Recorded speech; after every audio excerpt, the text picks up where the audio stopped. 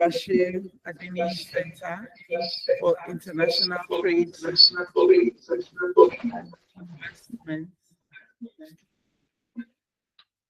Pardon the echo. Pardon the echo. Pardon the echo.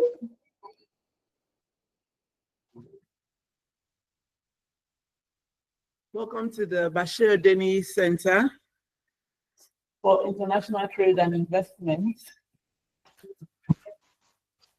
of the Nigerian Institute of International Affairs. The title of this webinar, we're going to go straight to the point. We're here for one purpose: from protocol to prosperity. You're exploring opportunities under the African Continental Free Trade Area Digital Trade Framework. The objective is to learn all about the Digital Trade Protocol, the opportunities for SMEs, the opportunities for Africans, for everyone, and also how the nexus between the Nigeria Customs Service and that protocol. We're doing all of that today. We're here under the auspices of the Nigerian Institute of International Affairs, Africa's foremost think tank on foreign policy issues. I have two special guests here today. In no particular order, we have Professor Olusegun Olutayo of the Nigeria AfCFTA Coordination Office and Assistant Comptroller Osamoyi Uzamari of the Modernization Unit of the Customs Office. Thank you so much for being here. I know that our speakers have such busy schedules, but we'll try to be on point. Still, I'd like to read the profile of our first speaker, Professor Olusegun Olutayo. It's a long one, so I will try as much as possible to shorten it before he comes up to speak. Olusegun Olutayo is a senior international trade policy and trade law expert with in-depth knowledge on trade and development, trade negotiations, data management, trade facilitation, and regional integration. He has over 20 years of experience working in both regional and international organizations with profound diplomatic engagement in Geneva, Switzerland. His career is diverse with astute experience in multilateral trading system, regional trade implementation, IPRs, digital trade and technology, services trade, foreign relations, gender mainstreaming in trade policies, and so on and so forth. He has widespread knowledge of ECOWAS protocols, AfCFTA extant provisions, Uruguay round agreements, and World Trade Organization dispute settlement understanding. Over the years, he has supervised and spearheaded expert technical support to ECOWAS Commission, the United Nations, and many other World Bank projects. He spent some time in Switzerland, and while he was there, he participated in the Oikos model, that's the trade negotiation simulation. He participated in the World Trade Organization competition by the University of St. Gallen in Switzerland and the WTO. After completing his studies in Europe, he provided the leadership and technical skill set required for Nigeria to fulfill its multilateral notification obligation on technical barriers to trade and sanitary and phytosanitary measures, legal provisions. He is a former member of the Africa Advisory Board of the United Kingdom Institute of Exports and International Trade. Olusegun Olutayo is presently a senior trade expert and lead at the Nigeria AfCFTA Coordination Office, where he leads work on border and rules of origin, trade facilitation, guided trade initiative, onboarding process of Nigeria, the guided trade initiative on boarding process of Nigeria, the policy, regulation and law, quality infrastructure, AfCFTA Digital Trade Protocol implementation, the IPRs, development partners engagement, and institutional matters engagement. I'm going to round up by reading out just a few of his thesis and published papers. The reforming the WTO dispute settlement system, improving access for developing countries, the case of sub-Saharan Africa. Another one is assessment of border infrastructure challenges, impediments to trade facilitation. Nigerian foreign policy in the present new world order, issues and prospects. That's a very interesting one. AfCFTA implementation, promoting understanding and awareness of trading under the AfCFTA in Nigeria. He has also written loads of reports and research papers on trade, socio-economic and industry policies. Please allow me to quickly invite Professor Olusegun Olutayo of the Nigeria AfCFTA Coordination Office, who is bringing his continental insights and who also recently led the AfCFTA Youth Hackathon that was focused on Africa's digital trade. Please welcome Professor Olusegun Olutayo to take the stage. Welcome, Prof. Thank you so much, Adesua, and my brother Samoy, and everyone on the call, and those that I'm also looking, on the screen. It's an honor and privilege to be back at City webinar series. I always count it a great privilege. The name of the center is synonymous to my very dear Egbon, and we are all witness to the revolution of his leadership within the Customs Service. We salute him and then the entire team of City.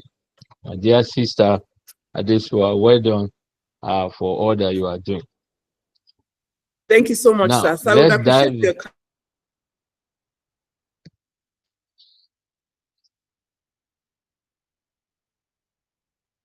Sorry? It seems I lost you.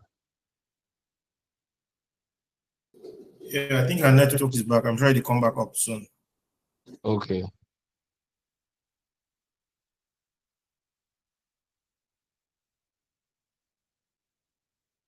Okay, I think you want me to on my video.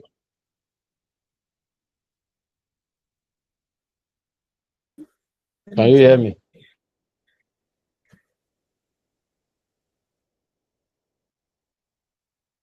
So much. We see you and we hear you. Are we good to go? Yes, sir.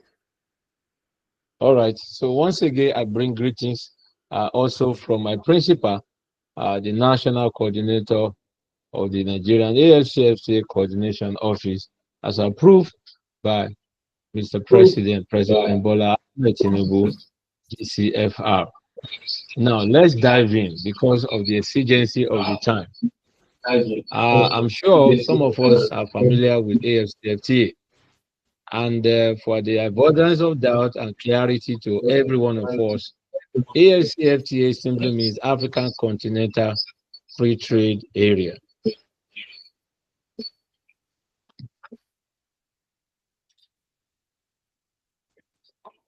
Can you hear me?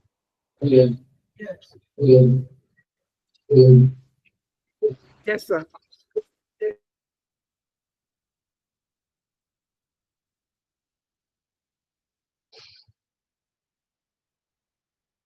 Hello? We can hear you, sir. All right. Thank you very much. So I'm trying to say AfCFTA in a short form, as we all call it, simply means African Continental Free Trade Area. Now, African Continental Free Trade Area, AfCFTA, is a flagship of one of the Agenda 2063 of African Union. There are other flagships, but AfCFTA is one of them.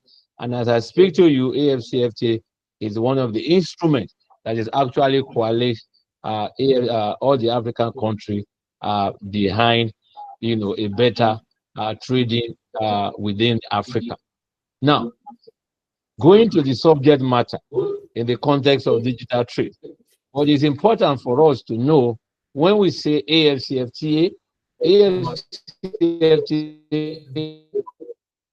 has its agreement and it has its own protocol. And like I used to say, when anybody comes to you and say AfCFTA, the right question to ask is, which protocol are you talking about? So I am happy the way Basiti is trying to be specific in the context of the protocols of the AfCFTA. So as we look or dive into the digital trade protocol is one of the last two protocols that was adopted in 2024, and of course its annexes get adopted in 2025. The digital trade protocol essentially is talking about how to unlock African digital trade potential. I repeat, how to unlock Africa digital trade potential. And this actually now brings what we call driving inclusive digital trade and economic growth. Now, to do that, there are key benefits within the context of this AfCFTA Digital Trade Protocol. Number one is driving digital economic transformation.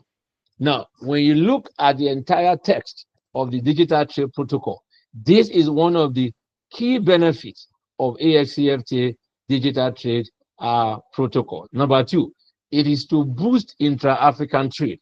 Before now, and whatever literature you have laid your hands on, you will always read that intra-African trade is less than 20%.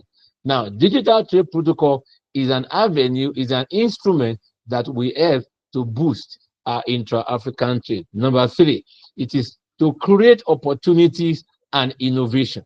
Opportunities and innovation. These are also very key in the context of job creation, support startups, and of course, develop indigenous products that will alleviate the challenges within the context of intra-African trade.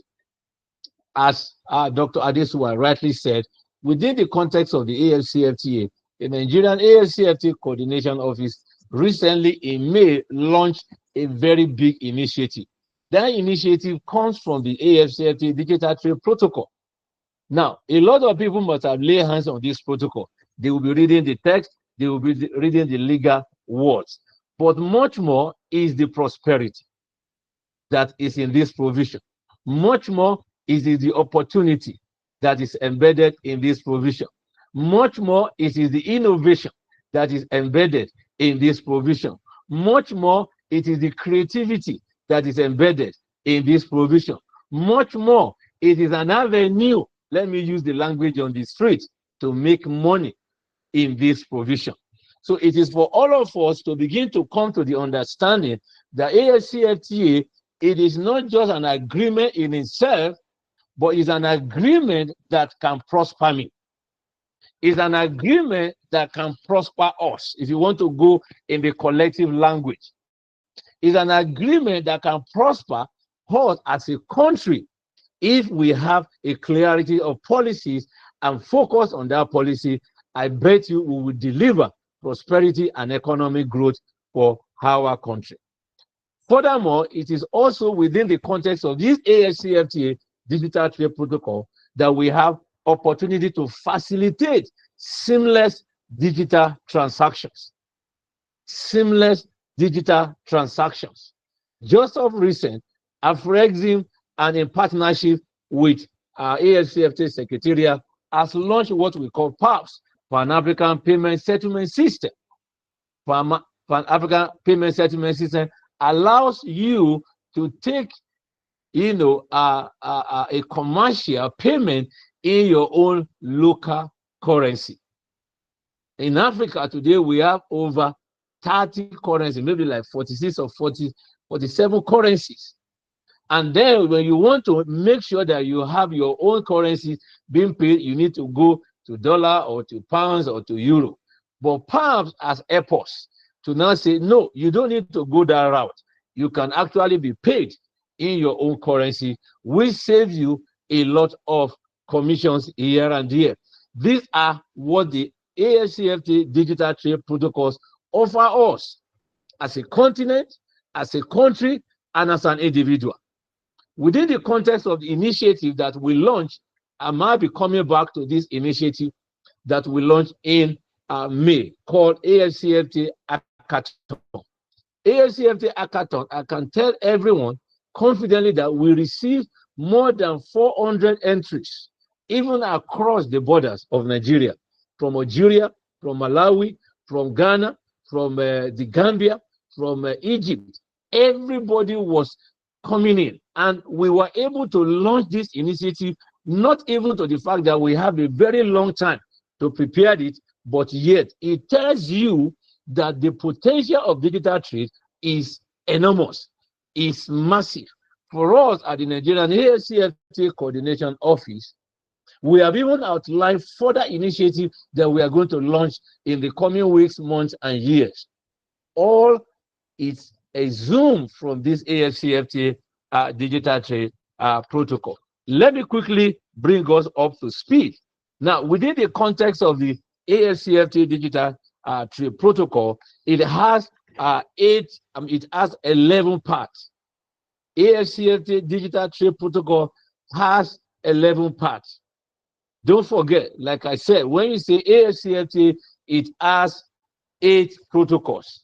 And those 8 protocols are trading goods, trading services, protocols on competition, protocols on investment, protocols on intellectual property rights, dispute settlement, and procedures. And then you have women and youth, and of course, you have digital trade protocol. These are the 8 protocols. So one of them is what we are focusing on, and I've made us to understand that to unlock this potential, it has to be driven by inclusive digital trade and economic strategies. And I try to highlight 4 key benefits. 1, boosting intra-African trade.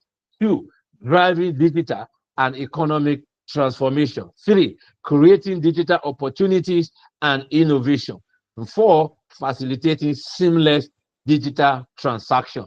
And it is in this context that you can continue to roll out initiatives, roll out opportunities, allow every strata of demography to key in into this opportunity within the AfCFTA. Now, coming back to look at the structure of the AfCFTA digital trade itself, I said it is made up of 11 parts and of course 8 annexes.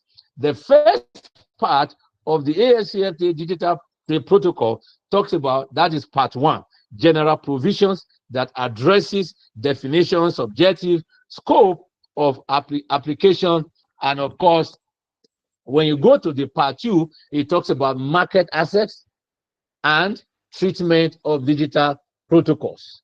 This includes provisions on annex on rules of origin, custom duties, non-discrimination, etc., etc. And then you have the part 3 that talks about facilitating digital trade. Facilitating digital trade. This covers trade facilitation with electronic trust services, electronic authentication, paperless trading, logistics, and line mile delivery. I tell you, to my distinguished listener, during the Hackathon 2025, one of the team that came to develop a product actually developed a product around logistics and last mile delivery. But within the context of what we have now, we have so much of this product that it can be showcased, it can be pitched, it can be marketed for opportunities and then for delivery and solution. Within this part 3, you also have digital payments, domestic electronic transaction framework, electronic transferable record, digital infrastructure. Let me talk briefly about digital payment. as I speak with you, from notable institution research and even the models that we have, been able to research and develop, we have been able to identify that over 500 Africans are unbanked. I repeat, over 500 Africans, they are not in any financial inclusion. What does that mean? It didn't just mean that it's a problem or it's a challenge. In fact, when I hear people talking about challenge, I laugh. Challenge is not a challenge itself, it's actually an opportunity. Should we be defined by challenges? I always reiterate this statement. In fact, one of my mentors rightly said, and is our leader in this country, he said, life is not even interesting without a challenge. It is when you begin to confront the challenge, opportunity comes, innovation comes, and what are you looking at? You begin to see yourself moving into the next level. So it is for us to begin to see how we begin to translate and ensure that all these gamut of provisions, they are not just provisions, but they are opportunities. If we are ready to innovate, if we are ready to embrace change, if we are ready to scale up, in looking at this AfCFTA and say, no, we are going to maximize it and we are going to turn it for the opportunity of our youth, of our women, and the entirety of our country. And then the part 4 of this beautiful protocol talks about data governance. And then part 5 talks about business and consumer trust. Part 6 talks about digital trade inclusion. Part 7 talks about emerging technologies, which include emerging and advanced technology, financial technology, information and communication technology. And then the part 8 talks about institutional arrangement. And then part 6 talks about transparency. I love that. Within the context of international trade, transparency is very key. Whatever you are doing in the context of AfCFTA, which is a regional trade, which is part of an international trade framework, transparency is very key because you are not doing it alone. As a matter of fact, there's no way you can trade alone. Trade is inclusive. Trade is bringing everybody together, but it has to be on the basis of competitiveness. So it is not because you have this, you have that, but what are you doing? What value are you adding to ensure you are competitive in the scheme of AfCFTA agenda? And then part 10 talks about technical assistance, capacity building, and cooperation. This is more or less at the state party level. And then finally, you have the what we call final provisions, which clarify the relationship between the AfCFTA Digital Trade Protocol, other protocols, etc., etc. Now, like I said, and it is important I reiterate, where the structure in the context of part is in level. Now, the annexes of this digital trade protocol is also there as well. And that is in the context of 8 of them.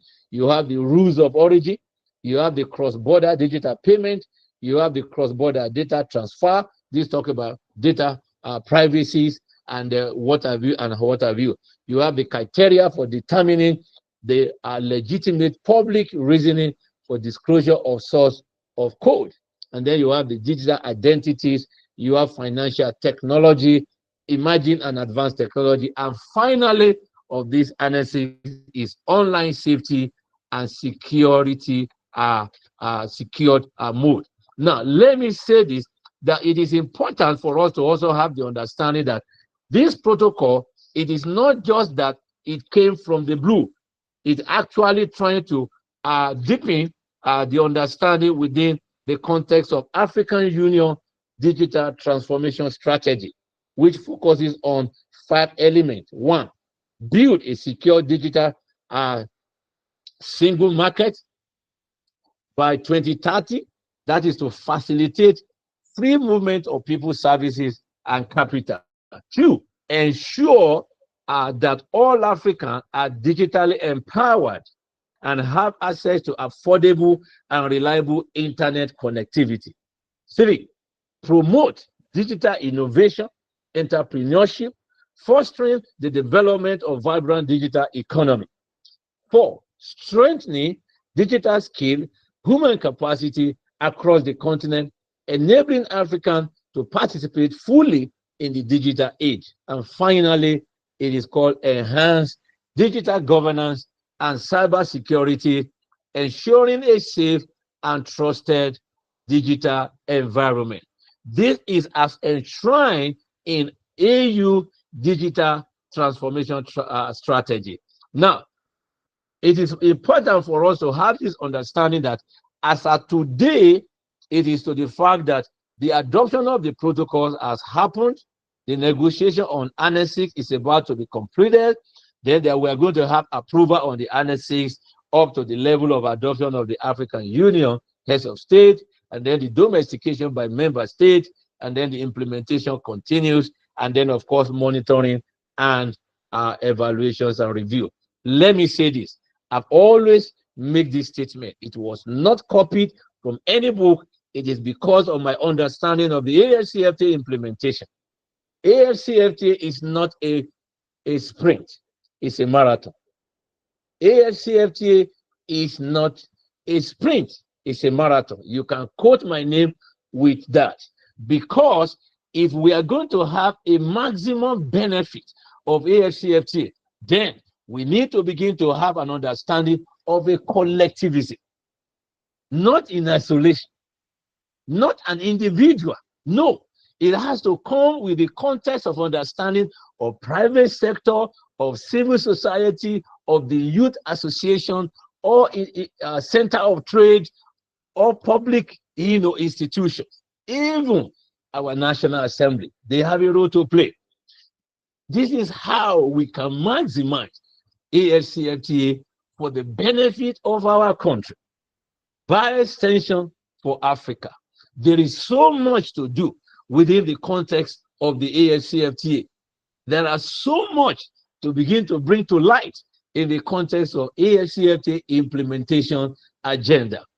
I can go on and on, but because of the time limit, let me say this as I close for now. It is important for all of us to come to the understanding that this is the time to explore. This is the time to explore. And how will that happen? I will expect after this session of this great webinar that some of us begin to say, look, I want to lay my hands on the AfCFTA Digital Trade Protocol. I want to read it. I want to read it. And then when you begin to read it, it may look like a legal jargon if you are not familiar with trade languages. But read it again. Read it again and again. I have read our protocol and the entire gamut of the AfCFTA agreement and its protocol more than 10 times. All I kept on seeing is opportunity, opportunity, opportunity. This is my encouragement.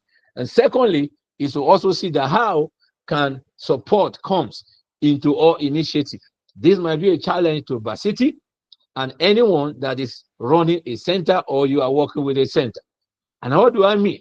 Supporting Nigerian AfCFTA Coordination Office. Our mandate is to coordinate every single institution created by Act of Parliament, your own personal initiative, and how can we synergize together to ensure that we have a better AfCFTA implementation agenda. And finally, it is time for us to build indigenous solutions. It is time for us to build indigenous solutions. I tell you what, one of the teams that registered for the AfCFTA Hackathon 2025, as I speak to you now, is actually they are the winner of that hackathon. The team, they are preparing now to pitch at the Nigerian Central Bank of our country. The opportunity that will come, we do not know, but that is the leverage. That is the opportunity they are getting now. The 2026 hackathon, the date will soon be announced, and more initiative within the AfCFTA Digital Protocol to prosper us as we also determine to engage accordingly. And I encourage everyone to come on board and to ensure that they take advantage of the opportunity, the immense opportunity within the AfCFTA Digital Trade Protocol. I thank you.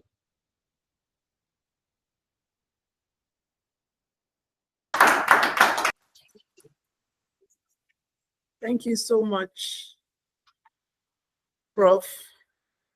I hope you are still here, Prof. I'm sure that I know you mentioned you have another engagement. If you would like us to take questions. Yes, Prof, please. Can you hear us? I can hear you loud and clear. Okay, great. If you'd like us to take questions before you leave, I don't know how much time you have with us, or you wait till the end, sir. Maybe like 10 minutes. I can hear you. They are calling me as well for a meeting at the. What did you say, Prof? I have like 10 minutes. 10 minutes. Oh, wow. Okay. So we would like to take questions for you. Please go ahead. We would review what you said at the end of this program, but if anyone has any questions for Prof, we have a question here. I'm sure I can hear you. Okay. Brilliant. Your presentation is okay. But at the same time, on the issue of trade, who is going to be in charge of quality control? Trade. Because the AfCFTA comprises of 54 countries in our continent, north, south, east, and west.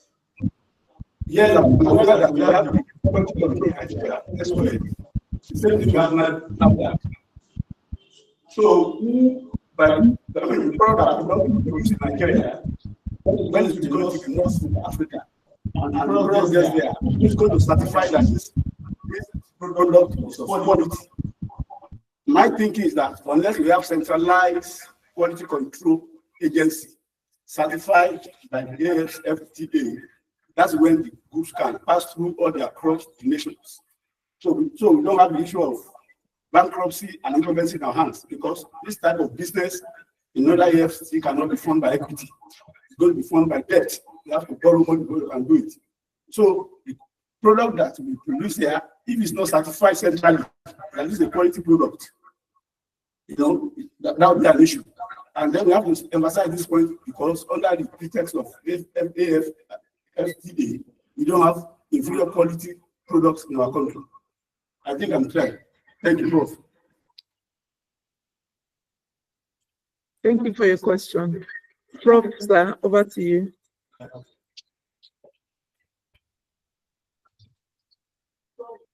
Sorry, I did not really get those questions, but I'm hearing quality, I'm hearing centralized.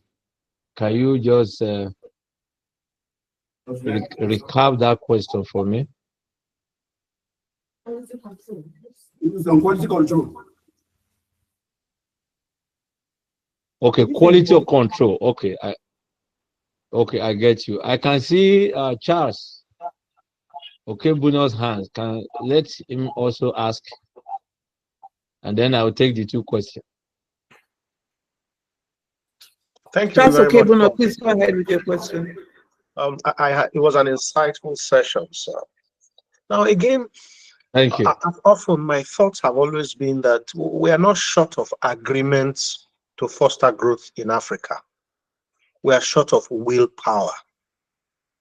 So beyond the hard part, which is crafting agreements like this that foster trade, what provisions are going to be made to ensure the will to collaborate without... Charles is cracking. I'm not hearing him well, but Adesua, if you hear him, please take the question then, so that you can am I still cracking, sir? it back to me. Am I still cracking? Can you hear me clearly, sir? Charles, Mr. Charles, please go over the question again. You're clear now. Okay. I said history has shown that we are not short of agreements between African nations, but the willpower to follow through them in the spirit for which they were designed. In other words, you will find that there is enough agreements to boost trade in Africa, but the intention, the will, either from the entrepreneurs themselves or the government, dilutes those agreements. Not too long ago, we know that the porosity of our borders impacted on Nigeria's own petroleum value chain, because they found it cheaper to go outside Nigeria to sell, because it was a higher price while they were being subsidized within the country. So it will seem like it is the system that is self-sabotaging. I throw that to you to for the purposes of saying, what are we going to do about the culture that will support these agreements beyond the letters? Thank you, sir. Thank you very last much. Question, Okay, so one last question, Prof. okay.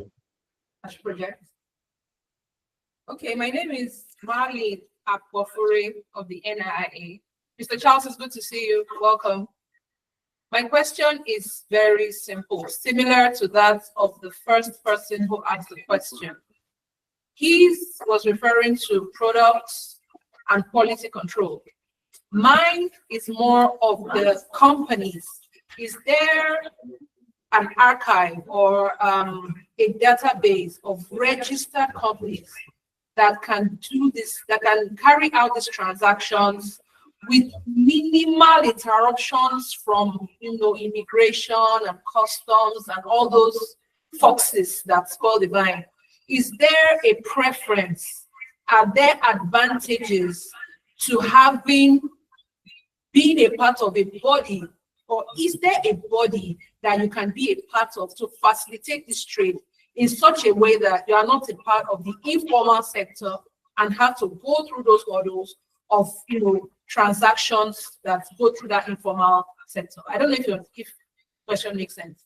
Is there a body that you can belong to make business easy, like if you have a registered company similar to CAMA here and CAC here, under the auspices of the AfCFTA?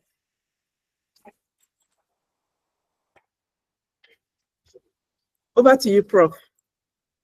Thank you very much. Thank you to all the questions, Charles and everybody. I couldn't take the name of the other two. Thank you so much. Those are very intelligent questions. So let me start with the last, my sister there. Now, for me, that question you are asking, if I flip it, I can tell you for free, that's an opportunity to start something. That is what AfCFTA offers. You see, when you see or notice and observe, and then you scale up these questions, what is telling you that what role, even me, can I play? And then turn it to an opportunity. Now, as we speak, which I will now link up with that my brother's first question in terms of quality control and ensuring that you have a seamless trade. Now, as we are speaking right now, there is a workshop that is going on in Nairobi around this subject matter. Now, in technical language, there's what we call mutual recognition agreement or arrangement, whichever one you use in that nomenclature, you are right. So what does that mean? It means how will Nigerian technical or standard, our NAFDAC, will be recognized in Kenya, in Namibia, in South Africa, seamlessly. And that will now allow our businesses to move their goods without envisaging and say, oh, how would they recognize my standard? No, because this MRA will have allowed between the two countries to have say, okay, we recognize this based on this product. It now depends on the structure we want to follow, either on institutional level or either on product level. Whichever path we follow, it will not give room for what my brother is trying to look for in the terms of having a quality control, whereas everybody will have a seamless trade. Now you can ask the question, do we have it? As I speak to you, the answer is no. Now, are we going to have it in the next not too distance? The answer is yes. Now, don't ask me that time. Is it going to be next month? Is it going to be 6 months time? No, don't ask me. But I can assure you, and this is what you can take home from among all what I've said from this presentation, that very soon Nigeria will achieve an MRA with at least one or two of our major trading partners in Africa. And that allows our businesses to have that seamless that now my brother is asking from his question as envisaged. Now, the second question that my brother Charles was asking, I summarize it in the context of implementation. You are very right. We have trade agreement as of today. Nigeria has more than 4, and AfCFTA has come. But what some of us are saying, that regardless of what we have, the AfCFTA, it is now more or less the icing on the cake of all the agreement, because it's bringing all the 55 African countries together, which is a massive opportunity. Even up till 2 months ago, we run a model that what are the opportunities within the AfCFTA? I tell you, my brother Charles, what we are getting, it is opportunity, where people can make money. But how many people are ready to go the whole way? Now, when we say opportunity, let me give you an example. When Nigeria moved the first shipment successfully to Kenya, that company, they have been on our neck now to move the second consignment. What happened? Within the AfCFTA, as I speak to you now, there are 2 advantages that you can benefit within the context of trading goods. Don't forget, when anybody talks to you about AfCFTA, always ask him which protocol are you talking about. So within the trade in goods protocol, they move their goods, but we are able to discover that that goods fall within the context of reduced tariff, not zero. So because it's not a blanket when they tell you that it is zero. No, it is not true. Quote me. Not all products that you can move is zero. Some are to enjoy reduced tariff. So this product from this particular company is to enjoy a reduced tariff. And guess what? It was in a very huge number of opportunities and benefits. And there are so many of these products that we have run their models, and we discovered that if businesses move this product, they are going to save a lot back to their company. And every businessman, every businesswoman, you can also agree with me that all they are all looking for is how to save money, how to cut costs. And that is what AfCFTA offers. When we come back to the subject matter, which is the Digital Trade Protocol, this now gave you a better enabler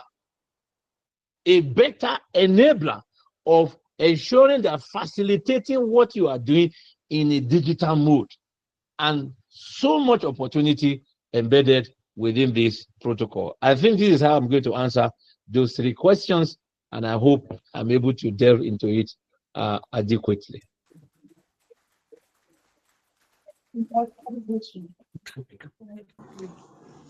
Well done, Prof. I want to really appreciate you for a well-structured presentation.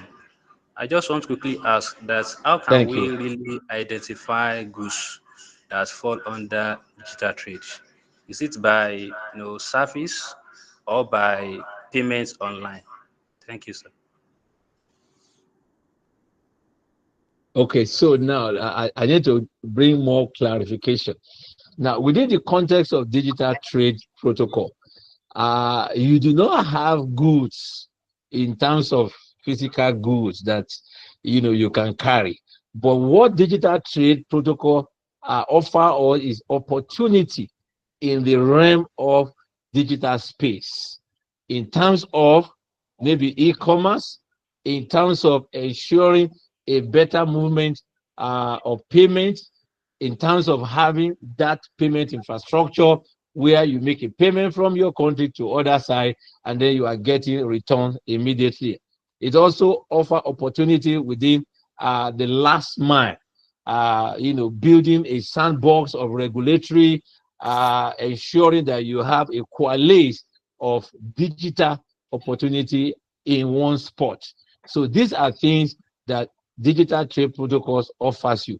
When it comes to identifying, products that qualifies within the realm of AfCFTA that you can move, there is what we call schedule of tariff concession.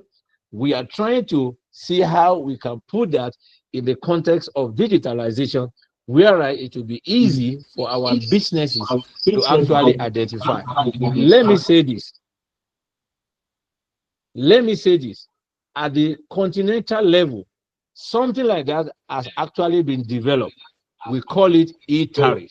So e-tariff allows you to check your product, and then vis-a-vis the HS code, vis-a-vis the country that you are taking, vis-a-vis what it entails to ensure that you have that goods move to that particular country seamlessly and easily.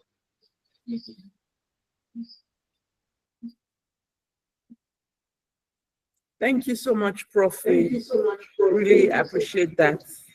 Last question. My pleasure. For I know a number of people who asked me this question. They are involved in e-commerce online. They have websites where they're selling their products. They are on Instagram selling their products. They have this website. What are the practical opportunities that are available for people to take right now under this digital trade protocol? Are there any? If there are, what are they that are practical, that the Instagram vendor that is selling products online, that is selling goods online, physical goods though online, and that are also selling digital products online? What can they, how can they take advantage of this protocol right now? Thank you very much. Well, now, within the context of those that are selling goods, my advice is what I mentioned earlier, because if you want to move your goods within the context of the e-commerce process and procedures, they are all private sector owned and driven. It has to be on the basis of how that particular platform is designed. We have always been trying to take advantage of our popular Jumia, Flutterwaves, and what have you. The process and procedure remain. Now, if it's going to be on the basis of moving it in the physical sense of it, either by air freight or by sea, or you want to move it by road, now, the very first thing to get that advantage is to go and check the qualification of your product on what I just mentioned, e-tariff. I might send that link to you, and then people can check that this product, I want to move it from Nigeria to X and Y country in Africa. And then you'll be able to look at the HS code. You'll be able to look at, is it qualify under the A category, and then what tariff does it fall into? Is it a reduced? Is it a zero? That is the process. Now, in the essence of the digitalization or digital process, it has to come to which platform, which I said earlier on, that you want to make use of. There are a whole lot of them in our country that they are also in handshake with some other platform in other countries. So it's a question of ensuring that those processes and those procedures defined by those platforms are adhered to. Thank you so much, Prof. We appreciate your time. We have learned so much, and we have also very much aware that there's so much still to learn. We're hoping that we can do this again, maybe physically. And I want to appreciate you so much, the entire team, the Basiti and the NIA. We appreciate your time, being so passionate about sharing your knowledge on the AfCFTA. Thank you so much. We will wait for the document on the e-tariffs that you said you would share. The link on the e-tariffs, so that we can share that with others. And thank you. We hope you remain with us as we move to AC Osamonye, Assistant Comptroller Osamonye Uzamere. I'll briefly read AC Uzameri's Thank you. profile and what we're expecting from him. Assistant Comptroller Osamoyi Uzameri. Osamoyi Ehige Uzameri is a distinguished AC Assistant Comptroller of Customs and currently serves as the officer in charge of cybersecurity at the Nigeria Customs Service headquarters in Abuja. A multidisciplinary expert with deep competencies in cybersecurity, digital forensics, information technology governance, and border security architecture, he is a leading voice in the digital transformation of customs administration in Nigeria and across West Africa. With over 15 years of progressive experience in customs operations and ICT modernization, Uzameri has been at the forefront of key reforms and deployments, including the Unified Customs Management System, the SIGMAT platform for transit goods management between Nigeria and Benin, and the e-currency declaration form pilot at Nnamdi Azikiwe International Airport, Abuja. His leadership in cybersecurity has been instrumental in aligning the customs service with ISO IEC 27001 standards, implementing security information and events management systems, and strengthening the service's digital resilience in the face of rising cyber threats. He holds a bachelor's degree in computer science and informational technology from Canadian University, a master's degree in the same field from the National Open University of Nigeria, and another master's in digital forensics and investigation from Nasarawa State University. Uzameri is also a certified ethical hacker, certified network defender, a certified hacking forensic investigator, and a certified computer examiner. He is a member of the International Society of Forensic Computer Examiners and the High-Tech Crime Investigation Association. Beyond his technical accomplishments, which we see are quite a lot, Uzameri is a strategic thinker and transformational leader, contributing to the Nigeria Customs Service modernization project and national cybersecurity strategy development. He has represented the NCS in high-level regional forums under ECOWAS and the World Customs Organization frameworks, and is committed to building a secure, intelligent, and trade-facilitating customs ecosystem in Africa. He is a very proud advocate of capacity building, integrity, and innovation, and he mentors young ICT officers and leads initiatives that bridge traditional border enforcement with emerging digital frontiers. We would like to stop now because there's not much time left. We are hoping to keep the time, and we would want to appreciate Assistant Comptroller Uzameri, as we call him, to speak. We appreciate you for your time being here today. The floor is yours, sir. Thank you very much. Good morning. Hope you can hear me clearly, please. Yes, sir. We hear you. Yes, sir. Yes, sir. Thank you very much. I remain ACEO Uzameri, and I'm happy to be part of this webinar. The theme, which is a protocol to prosperity, opportunities under the AfCFTA Digital Trade Framework. So let me go quickly. The scope we're going to discuss today, there's going to be an introduction. We're going to discuss the key aspects of the AfCFTA Digital Trade Protocol, benefits of the protocol, challenges of the protocol, Nigeria Customs Service perspective of the AfCFTA Digital Trade Protocol, demystifying AfCFTA Digital Trade Protocol from vantage points of border operations and customs systems, interface between public and the protocol through NCS modernization regime. We're going to discuss custom evolving role as a facilitator of trade in line with the AfCFTA goals, opportunities for partnership, innovations, and information flow between customs and the public. We're also going to talk about the benefits of this protocol with regards to Nigeria Customs Service as a whole before we conclude. Now let's go quick further because of time. Like we all know, the AfCFTA Trade Protocol adopted by the African Union in February 24 aims to harmonize digital trade rules across Africa, boost regional integration, and unlock economic growth. Now, the key word for this is protocol and prosperity. When you hear protocol, what do you think about? You think about procedures, right? When you think about prosperity, what do you think about? You think about wealth and success.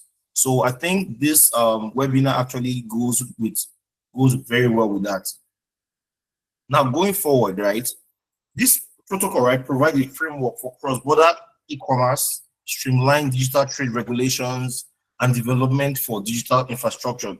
The protocol also emphasizes cybersecurity, which is really my field, cross-border data flows, and digital inclusion. Going forward, what are the key aspects of the digital trade protocol? Luckily for me, my previous webinar host has spoken a lot about it. Spoke about harmonization of digital trade rules, because this protocol seeks to create unified regulatory framework for digital trade across the continent, which makes it easier for business to operate and trade across borders.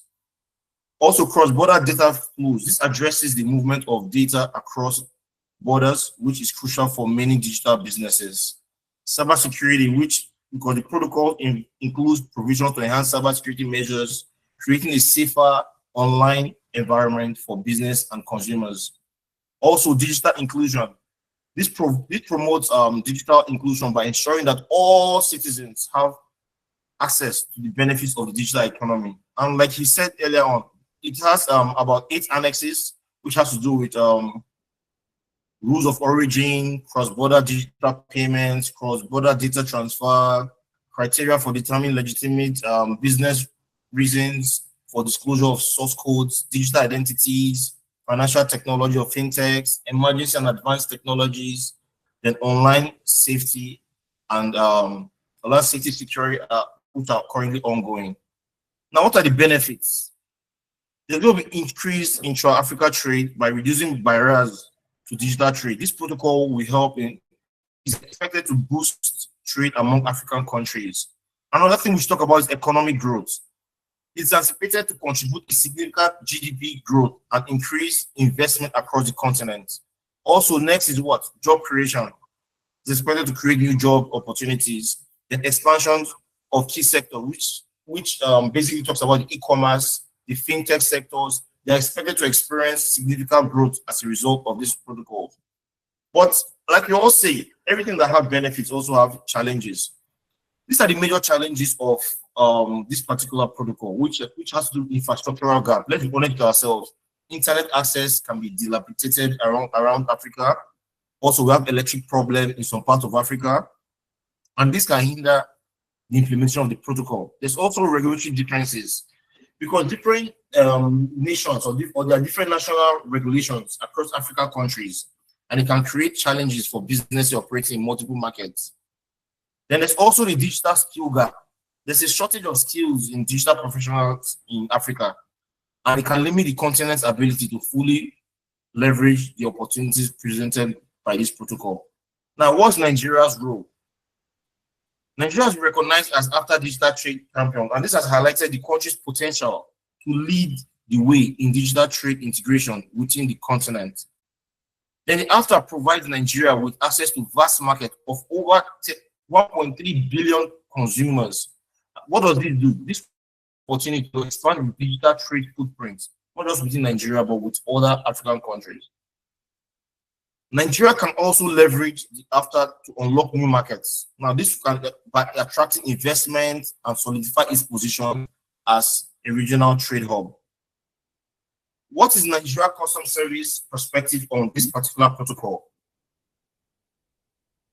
The AfCFTA Digital Trade Protocol contains data governance related obligations and a provision on source code. These provisions emphasizes the free flow of data and prevent state parties from requiring access to source codes. Now, this provision emphasizes the free flow and prevents state parties from requiring access to source code as market access conditions. Now, how do we demystify the AfCFTA Trade Protocol from vantage point of border operations and customs systems? As we all know, the AfCFTA Digital Trade Protocol provides a regulatory framework to enable seamless digital trade across the African continent. Now, this is from border operations and customs systems perspective. It transforms the way border functions, not just as checkpoints, but as digital gateways. The key word there is what? Digital gateways. Now, there are key dimensions to the customs viewpoint. First is what? The legal recognition of e-documents, because customs administration must recognize and process e-certificates, e-invoices, e-origin declarations, and this requires digital authentication, digital signatures, system integration, capacity building, and training. Also, data-driven risk management. This is where border agencies must utilize shared data for risk management-based inspections. Now, this encourages interoperability of custom systems with RECs and with AfCFTA secretariats. Cross-border data protection and cybersecurity. Article 11 of the protocol outlines standards for secure digital infrastructure. Nigeria Customs Service is complying through the development of the Cybersecurity Operations Center and restrict data governance policy. The fourth is digital identity and traceability. Now, customs generally must be able to verify and identify e-traders, fintech users, and platform operators. The future of customs inspection lies in digital trust framework, blockchain, document verification, and predictive analysis. Now, the good thing is that in Nigeria Customs Service, the current Comptroller General, it has three main mandates, which is innovation, consolidation, and continuation. Now, what he has done is that there's a lot of innovations going on in Nigeria Customs Service, and this is what we're going to talk about some of them. So there are key insights to demystify this trade protocol. Now, one is what? Digital goods and services in custom context. Unlike traditional goods, digital products like e-books, virtual goods, they raise unique questions of origin valuation. So Nigeria Customs Service is planning to develop classification codes and tariff structures for such goods. Another is interoperability and mutual recognition.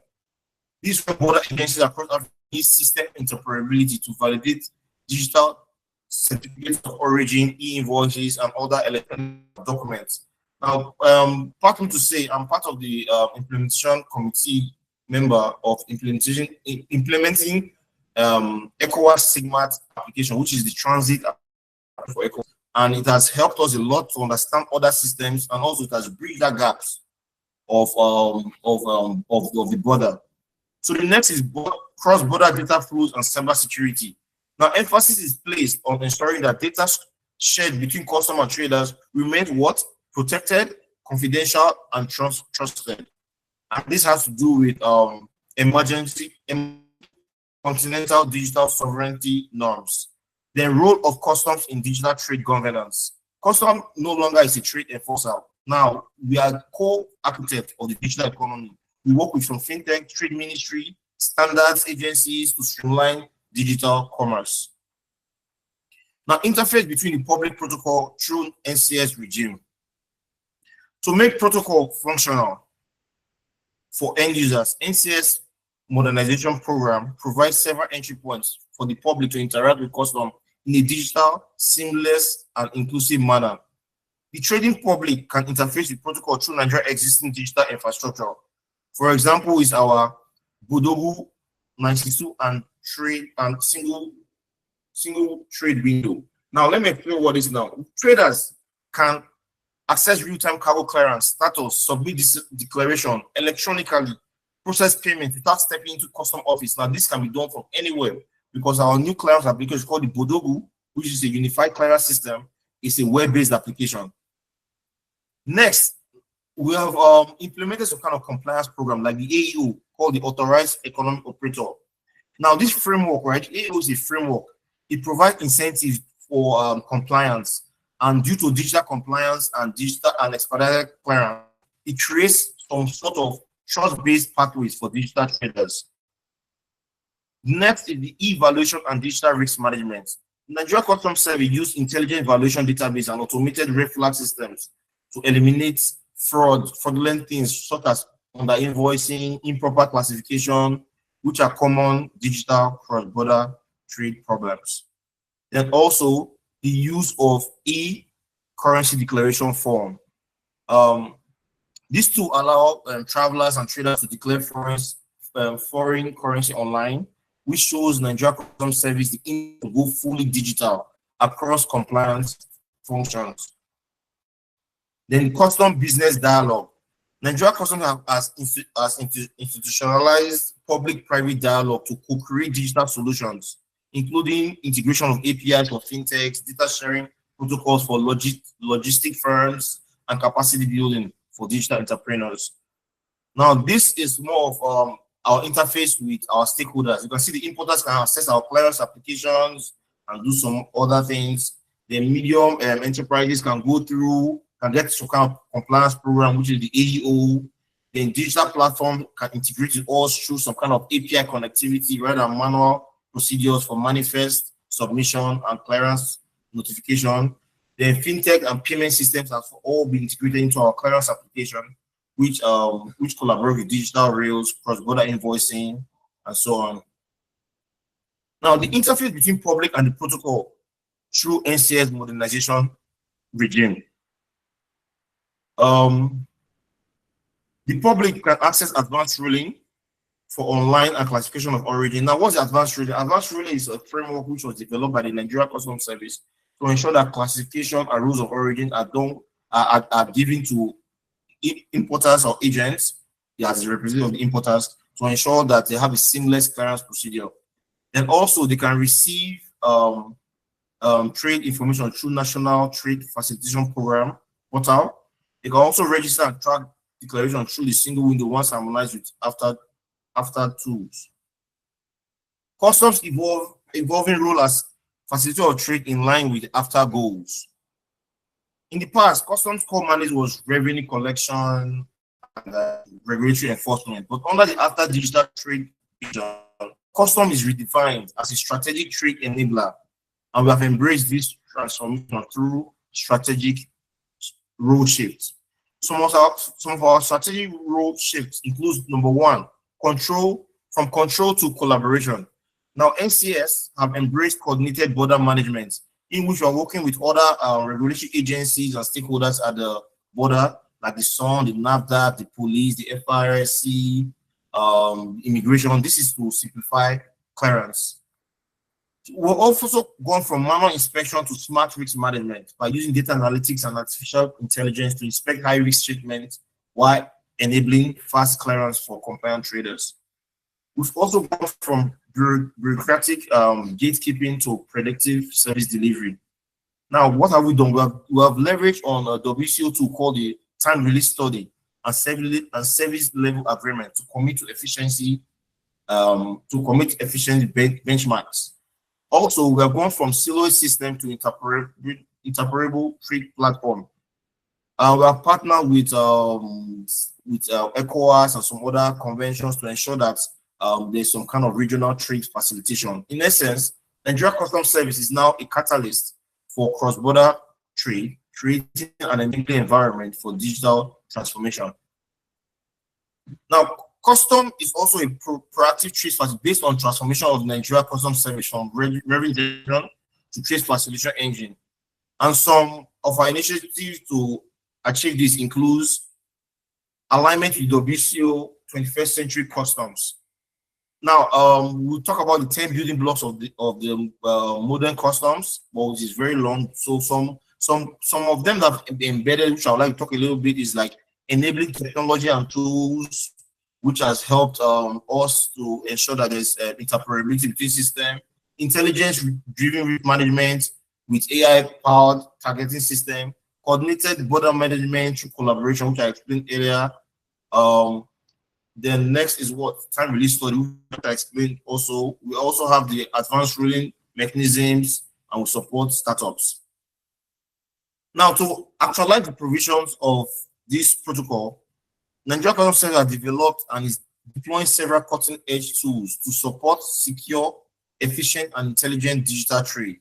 Some existing tools is NICE2, which was our previous clearance application. We have the e-declaration form, which is for traders to ensure that the currency, foreign currency going in and out of the country is being monitored. And we have the evaluation system, which assists customer officer evaluation, which is an AI-based management system, which is not manual. And also, there are some incoming innovations, which is our new clearance application, which was designed by Nigeria Customs Service, in-house built, which is called the Bodogu, the Unified Clearance Management System. We're expanding the SIGMAT, we're expanding our SIGMAT framework from not connectivity with only, but to all countries, and putting the ECO, electronic certificate of origin and a bond procedure into it.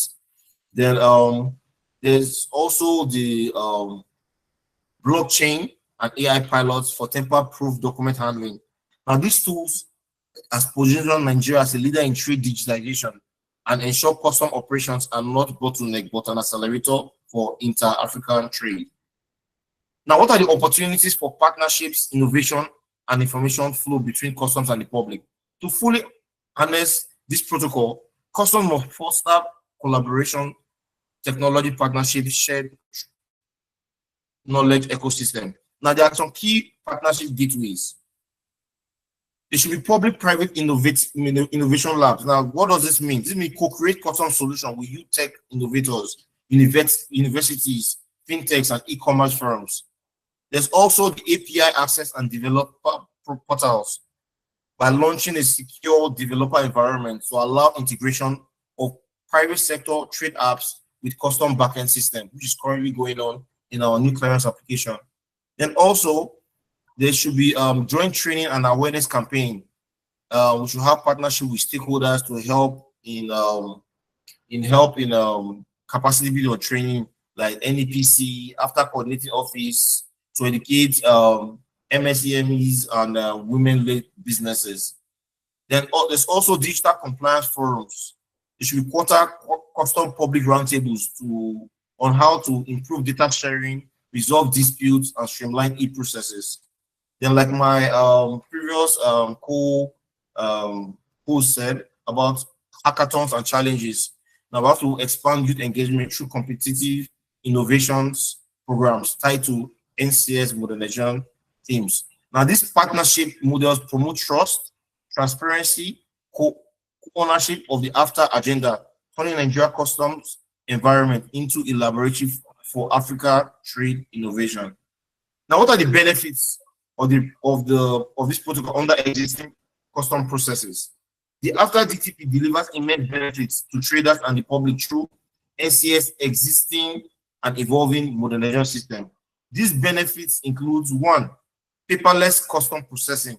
Now, through the Bodogu, traders can process declarations, upload e-certificates, make payments electronically, align with the DTP's call for e-documents and automation. Now, that is a benefit. Second benefit is faster clearance through risk management. The protocol complements custom risk profiling mechanisms by ensuring traceability, digitized documentation for goods, which enables faster, intelligence-driven clearance decisions. Then also transparency and predictability. Now, implementation of the tools, which I just said initially, like the advanced ruling and the time release studies and the electronic valuation database, make custom rules clearer, digital, and more predictable. And this is an essential feature for digital trade confidence. There's also enhanced regional interoperability. Now, integration with SIGMAT and other regional data sharing systems under ECOWAS corridor allows real-time tracking and clearance of transit goods, enabling Pan-African digital trade corridors envisioned in the protocol. Secure revenue and compliance. Now, this protocol supports automated audit trail. Now, this helps in data analytics, reinforcing revenue integrity, reducing fraud, and enhancing public trust in digital compliance. In summation, NCS operationalizing the protocol in real time, aligning digital policies with fiscal enforcement, while preserving trade facilitation principles. In conclusion, the AfCFTA Digital Trade Protocol is more than just a legal framework. It's a blueprint for transforming Africa's trade infrastructure, empowering its youth, and integrating its economy. Nigeria Customs Service, through visionary digital modernization and strategic openness, stands ready to facilitate compliance with the protocol, promote innovation-driven border systems, enable inclusive, secure, and scalability participation in Africa's digital economy, and representation of the service at this milestone webinar underscores the NCS forward-thinking leadership and commitment to ensuring that digital borders unlock prosperity, not restrict it. But there's a key takeaway for this. The Nigeria Customs Service, under the leadership of the Comptroller General of Customs and the ICT Modernization Department, is championing a new frontier in Africa Customs Administration, a future where trade is digital, inclusive, secure, and frictionless. By aligning with the AfCFTA Digital Trade Protocol, Nigeria Customs Service is not only modernizing its internal system, but also transforming the very culture of trade in Nigeria, from complexity to clarity, from resistance to resilience, and from regulation to facilitation. Thank you very much.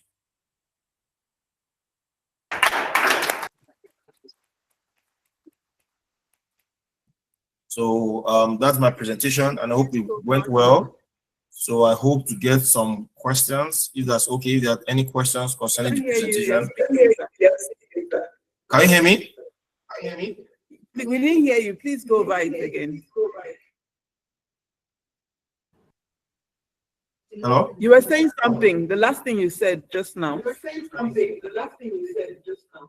No, I said if you have any questions that anybody can suggest, questions can be sent now. Of course, yes. I'm sure we have a few questions. Thank you very much. That was a very practical and relevant perspective, particularly the interface between protocol, clearance procedures, and the whole role of technology in unlocking trade facilitation, and how the Nigeria Customs Service is not just is a collaborator, like you said, a co-architect in this whole process. Thank you so much. That was very insightful. Thank you for your time and your presence. I like what you said about the NTS. They are not just enforcers anymore. They're not just enforcers anymore. They are, you are co-architects in this, creating the digital economy and the whole transition of Africa, especially now with the NCS boss at the helm of affairs at the World Council, World Customs Organization. Your organization in the Nigeria Customs is now really at the forefront of co-creating this digital economy. It's at the forefront of Africa's transformation into a digital economy, not just Nigeria. Thank you for your time. While the questions are coming in, a quick rundown of all you said about the introduction and the key aspects of the AfCFTA Digital Trade Protocol. It's summed up in the fact that it's all about harmonizing digital trade rules, cross-border data flow, cybersecurity, digital inclusion, and all the 8 annexes are driven towards achieving these that I just mentioned. Thank you for the protocols, the benefits that you've pinpointed, and key among them is increased intra-Africa trade, and also economic growth and job creation and all of that, those expansion of key sectors. But also at the forefront of all of that is that Africa will maybe be able to leapfrog in its digital transformation or its development, its overall development. Yes, you made mention that there are challenges and we are mindful of that.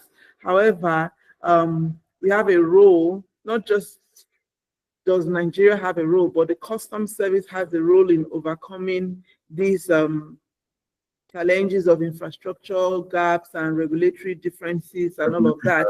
However, your innovations, for example, the Bodogo, the single window, and all of those things, we see that they are driven towards closing those gaps, and that is really, really, really noteworthy. Thank you for that. You mentioned a number of tools and that the customs is using to facilitate trade, to enhance the service that the custom is providing. Also, very noteworthy were the strategic role shifts. I really like the strategic role shifts, not just gatekeepers, but now you are providing predictable service delivery, not just enforcement, not just control, but collaboration. And that is really obvious in the way you collaborate, customs to customs collaboration, for example, with your SIGMAT, customs to businesses collaboration, for example, with your authorized economic operator, and customs to government with all the other agencies. That's fantastic. We really see that strategic role shift. Also, you talked about from manual inspection to smart risk management, making services efficient.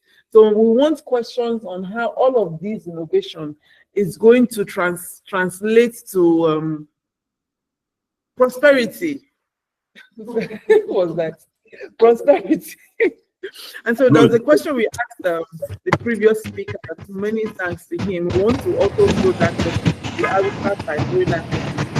In your opinion, what are the practical opportunities for businesses?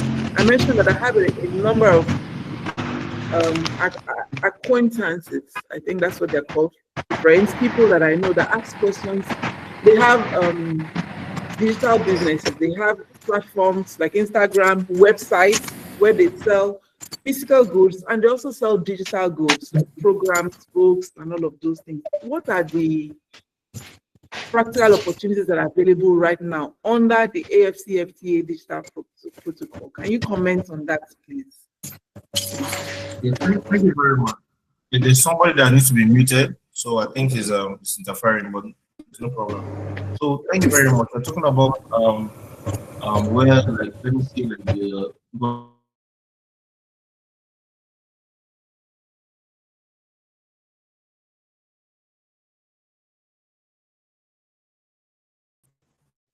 can you hear me now?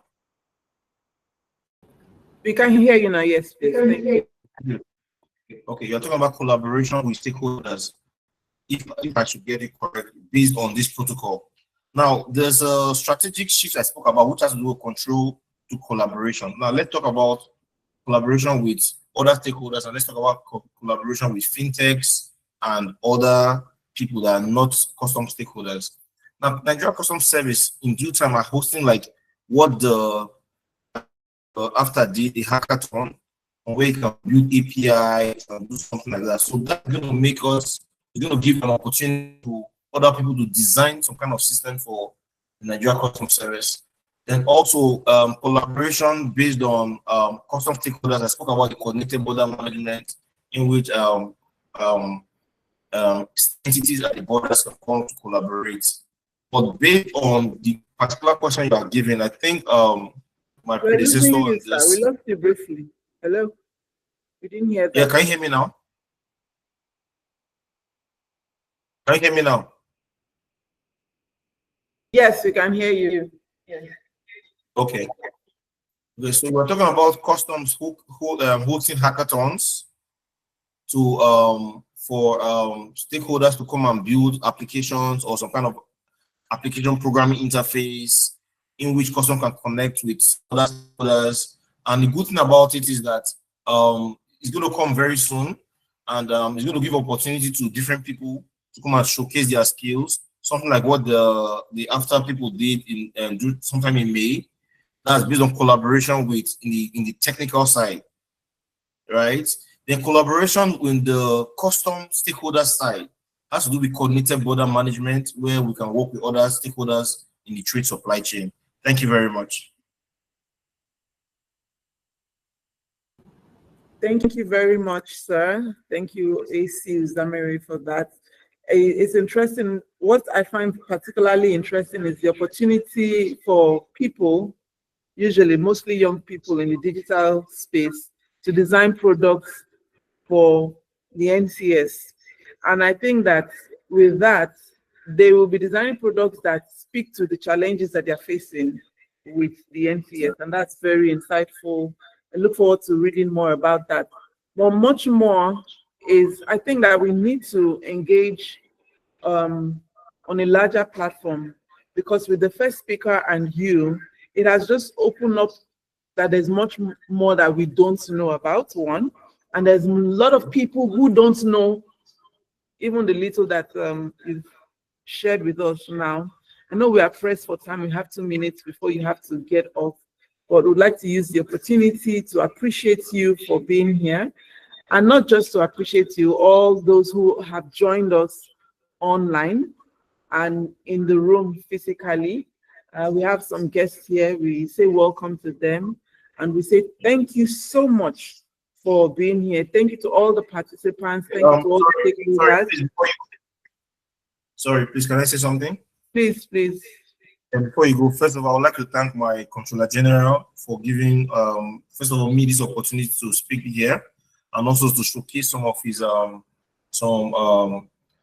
his dividends of the, I would like to say, the new democracy. Because what he has done, that he has given us chance, young officers chance to develop an application, like some class application was designed by young officers, and we understand everything. That's number one. Also, he has also encouraged us in building our capacity, because we have to build our capacity before we could do something like that. And if you look at all these youth, commerce, digital, modernization, all this has to do with different protocols of this after. So at the end of the day, we are building a secure Africa. Thank you very much.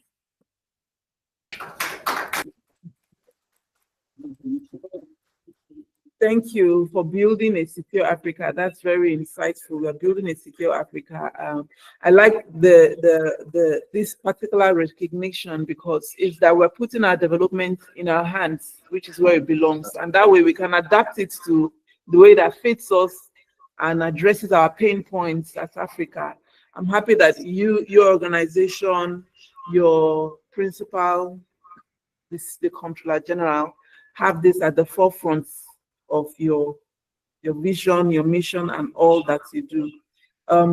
I would like to also point out that this session is streaming live on YouTube, and it will be available for people to watch at a later time. A number of people who could not join us at this time. The session is currently streaming, and it will always be available. We can always make reference to it. The AC's slides are also available to share with those who want to go over it again. And we are hoping that we can engage again with more time physically, more people, more solutions to move from protocol to prosperity. Thank you so much to everyone in the room, everyone that has joined. Thank you to all the stakeholders who joined us today. We need to keep the conversation going on beyond this webinar, because digital trade is in the future. It's not, it's in the present and in the future. So the conversation has to keep going. Please follow us on our platforms on Varsity and the NIA. Many thanks and regards from the Director General of the Nigerian Institute of International Affairs, Professor Egosa Osagai, who is at the forefront of pushing us to make the AfCFTA not just a reality, the information out there for everyone, sharing it, because there's a huge knowledge gap on AfCFTA and how to benefit from it. Thank you again, AC Uzamere. Thank you, Professor Olusegun Olutayo. I'm sure he has left right now. And thanks to everyone who has joined. Have a wonderful day, and may we prosper under this AfCFTA framework. Thank you so much. Thank you. Thank you, sir. I appreciate you, sir.